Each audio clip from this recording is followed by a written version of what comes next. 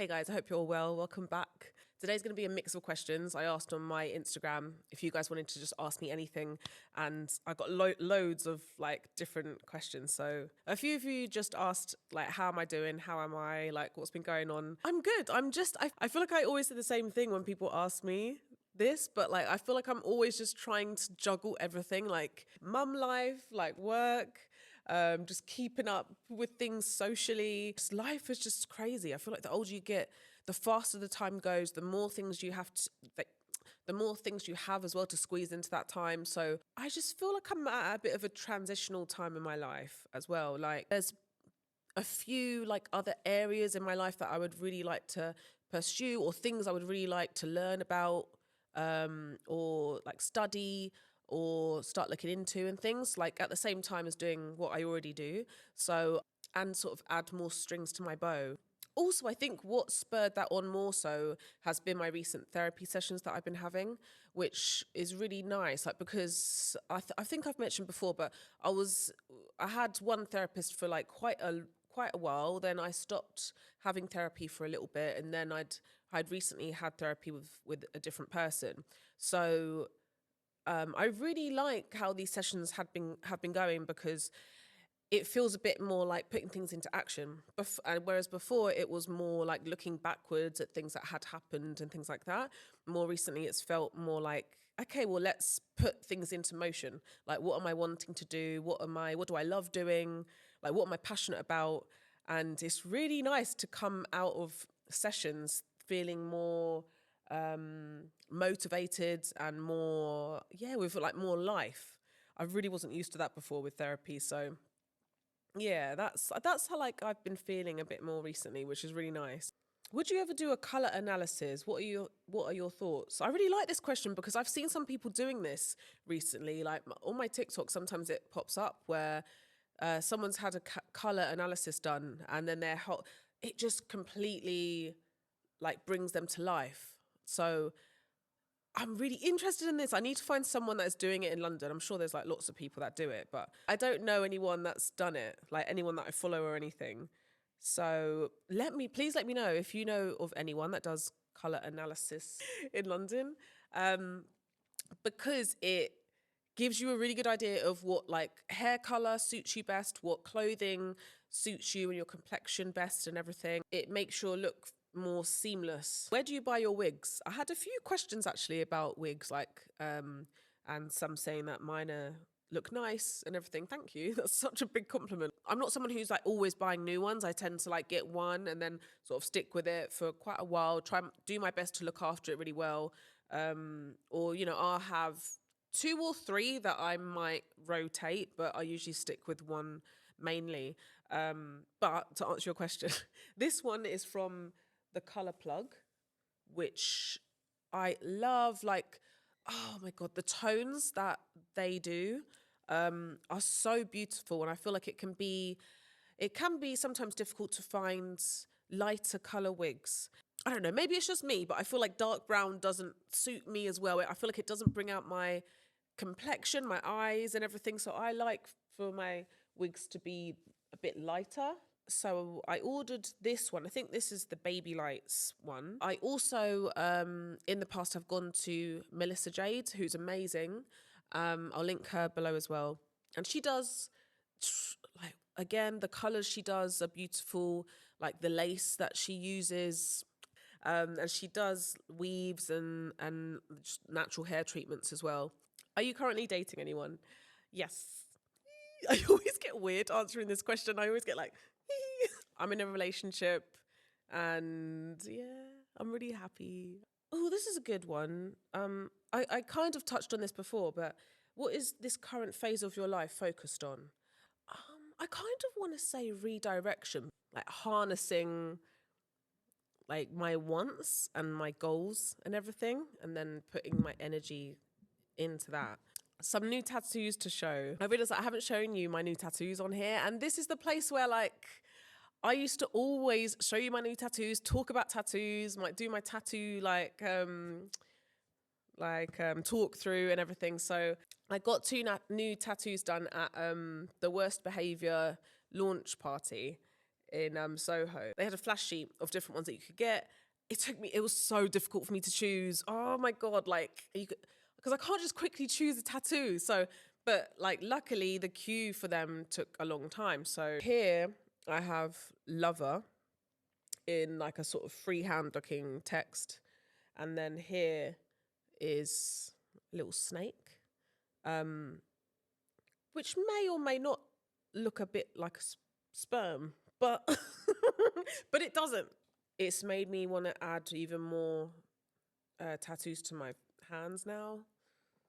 Because I'm like, why not build that up? Because I've had these ones for so long, and these ones are bleeding out now as well. They are getting a bit more, like they're spreading a bit. I mean, it's always going to happen. But I really like this placement too. I'm really happy with this placement, which I actually decided on also very last minute. That's the new Tatts. I really have the tattoo bug now. I really, really want to get more, honestly. Like, I feel like there's 2 or 3 that I want to get now. How to find the queer community. For like events on the weekend and things, I always use Resident Advisor, and then I just go on there, like see what's on. And then sometimes there'll be certain ones where I can see that they're like LGBTQ plus friendly events or like focused events, or some are like girls only, women only. And yeah, so I've been to a couple of those before, and oh my God, the energy in there, like it's completely different. It's so nice. It feels like really free. People, it's just really like artistic. Everyone looks amazing. Like there's so much detail in everyone's outfits, the makeup, like yeah. Yeah, so finding events like that is a really good place to start. Because yeah, you'll just find like all of your people, and I feel like it's usually really easy to get chatting to people in those sorts of events as well.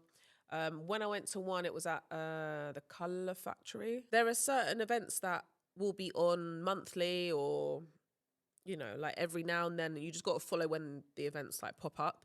I know you've been to Portugal a few times. What's your favourite thing, place/food? I love it there. Okay, well, first off, I know I haven't been... Well, I've been to Lisbon, I've been to the Algarve as well. So, but there are so many other places in Portugal that I haven't been to yet. And I know Portugal has so much more to offer. I haven't been to the north of Portugal yet. And I hear really, really amazing things about it there. And obviously Porto and Madeira, I hope I'm saying it right. The island I'd love to go to as well. It looks beautiful. So... when I'm answering, I know that it's a bit of a limited answer because I haven't travelled around, it's mostly been Lisbon. But of Lisbon, my favourite place, I don't know if I have just one favourite place there. I just love walking around the streets, like exploring. There's so many little roads, like little shops, little independent shops, and little cafes. But one of my favorite things to do there, and like I have shown like on my stories me doing it a few times now, is getting the train from the main train station to Cascais. It's really nice I love doing that, like especially when did my solo trip, and just like watching the world go by, watching the sea, like as you're on that train journey. And the other thing I really liked doing as well is either going across the bridge or going on the ferry over to the other side, so like south from the main city, like over to the other side, and then the beach is there and the beach bars and everything are beautiful. I just love that you've got like the city and then you've also got the beaches as well. Like there's just everything. And I really like that, like the travel everywhere is such a nice part of the experience as well, because it's not too far as well, so you're not like traveling for ages. And food, oh my God. Oh my God. I love this dish that they do. It's like a codfish. It's a salad. It's a cold codfish with chickpeas and onions and parsley. It's so good. I tried to, after I had it there on my first solo trip. I tried to recreate it at home. It didn't work. It didn't work, but I'll teach myself. But yeah. Oh, there's also a dish that I love. It's this rice and duck dish. And I had it when I went with one of my friends there, and we went to her friend's house. And so it was a homemade dish that she made, which I love, right? Like duck and rice, and she put chestnuts in, I think. It was delicious. Oh no, oh my God, how did I forget? Almost forgot. Bacalao. The bacalao with cream. Oh my God. It's one of the best comfort foods like that I've ever tried. It's kind of like what we call fish pie, but I feel like well, my mum's fish pie anyway. It's more like different types of fish are in there, and it's not as creamy. It's not as smooth. Like it's still really nice. I like fish pie, like the British fish pie, but yeah, the bacalao with cream. Oh, so good. My boyfriend is asexual, and I have a high libido. I love him, but it gets frustrating not to be intimate. That is just hard, isn't it? Because it's like you don't want it to feel like you're asking and asking. You know, if it's something that he is not feeling or like not into. The main thing that I'm thinking is then for you to quench your own thirst, if you know what I'm saying. So like, you might just have to up like your time with you. Like, is that something that he might like to see as well? And then in that way, you still get what you need, but like he doesn't necessarily have to be involved in it if it's not something that he's feeling at the time. And so, like, okay, so I don't know what you have for yourself at the moment, but maybe just you could look into like getting yourself more toys, more things, you know, to play with. And you know, we all have needs. So, you know, that way he's hopefully meeting all of your other needs, you know, and emotionally and well, sort of physically, like emotionally and in all other ways as a partner. But then, yeah, in that area of your relationship, you have to sort of take the lead for yourself a bit more. Do you know if you want any more children? So I think like I would be happy just keeping it just the one as well. I'd still be really happy if it's just like me and Indy. But I think like, but more of me is feeling like I would want another one. Yeah. I think also for her to have a sibling. Update on your boob job. Any regrets? Any other plans for plastic surgery? I had my boobs done when I was about 23. If I was to do it again, I probably wouldn't get it done, even though a lot of the reason I got it done was because my boobs had dropped a lot because my weight had fluctuated, so they really like dropped. So that like my main thing was actually getting the uplift. But like because I was getting that done, I was like, why not add a bit of size as well? So I went from a C to a double D. Though I like them. I like how they look in certain clothes. But overall, I feel like they more so get in my way. Like I go to the gym a lot as well. They're just at a weight as well, like for the gym, and like during the day, I feel like I'm always like doing this, you know, like adjusting my back as well. They're not like the most heavy, but I feel like I would definitely be more comfortable without them. I was 23 when I got them done. That to me now is a baby. Like I feel like I was still a teenager mentally, though I wasn't. But you know, like when I'm like mid-30s age now. So like thinking of me 23, like I was still so self-conscious about my body. I was so self-conscious. I was still like looking at certain models and things and thinking like, why don't I look like that? And I wish I had bigger boobs like her and da-da-da.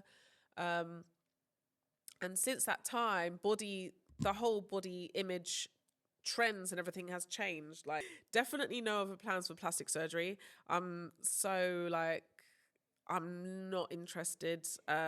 Even though like, yeah, I'm still someone who's like anyone else that wants to get it for themselves, fine. Like do you. I'd never say never. You know, I'm not like dead against it or anything. There's just not anything that I'm interested in getting. And I think I'm just I so much more love my body now. Like, I love working on my body in the gym. Like, if there's something I'm wanting to work on, I love like setting a goal for it in the gym and doing, like, sticking to that, staying consistent, because it is really rewarding. Like, that feeling of like seeing results. Oh my God. It's such a nice feeling. I'm spitting. Like, for me at the moment, it's more so abs, because I'm so lazy with abs. I think it's because like most of the year, like most of the time they're hidden anyway in the UK. Like, I don't really like, I don't know. I don't really get my stomach out that much. I wear short tops sometimes, but yeah, I don't know. Most of the time I'm like, well, I don't need like abs that flat.